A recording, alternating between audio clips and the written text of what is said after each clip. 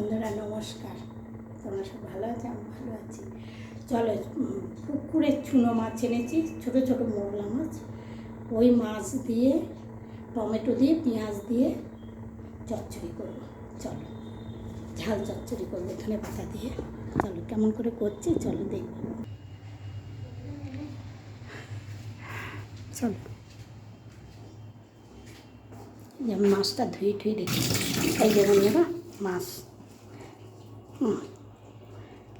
পুঁটি মাছও আছে দুটো একটা, এটা ধনে পাতায় দিয়ে মেখে নেব। হ্যাঁ, আর এখানে এই যে চলো এইখানে দেখাই,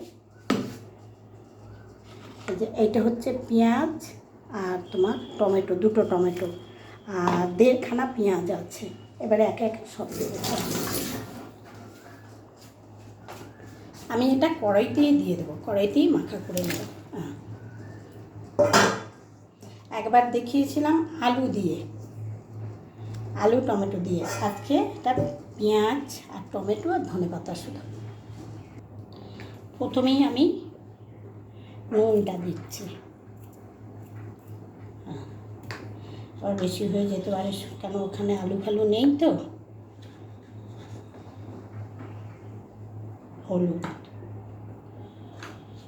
খুব সামান্য একটু জিরে গুঁড়ো দেবো, আর দেবো না। লঙ্কার গুঁড়ো, একটু ঝাল ঝাল তেল,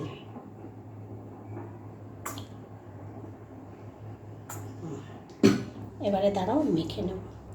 আর বলো না, নুনের কুটোটা উল্টে পড়ে গেছে। এতে একটু দেবো, তোমার কী বলে মিষ্টি দেবো। মিষ্টি মানে চিনিটা এখানে বের করা নেই বলে দিতে পারলাম না। চিনিটা এনে তারপরে দিয়ে দেবো, ও ঘরে রয়েছে।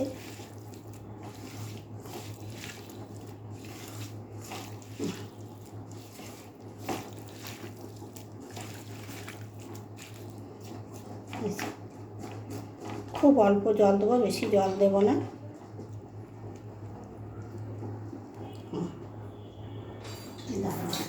খুব অল্প জল, খুব আস্তে করে গ্যাসটা দেবো।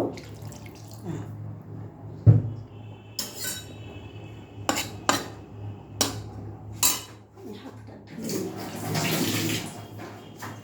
এবারে এই যে দেখো গ্যাসটা ধরিয়ে দিলাম। পড়িস না বাবা, এই যে ভাতের ঢাকাটা পড়ে গেল, দেখো এরকম দেখাচ্ছি। এদিকে মাছ চচ্চড়ি হচ্ছে, এদিকে ভাত। এই যে বন্ধুরা চিনিটা দেবো, ভাতটা ধুয়ে নিলাম। এই দাঁড়া, একটু মিষ্টি না দিলে যেমন স্বাদটা আসবে না, তারপরে এই মাছগুলো তেতো তেতো হয়। নামানোর আগে আর একটু ধনে পাতা দেবো। দেখো কত জল বেরিয়েছে, খুব সামান্য একটু আমি দিয়েছি জল। পেঁয়াজটা তো এমনিতেই জল জল পারা না। এই যে বন্ধুরা একটু ধনে পাতা দিয়ে দিলাম। ধুতে গিয়ে পড়ে গেছে, অনেকটাই ছিল, কিন্তু আমি ধুয়ে রেখেছি, আমার মনে ছিল না। এই দেখো হয়ে গেছে, নামিয়ে দেবো।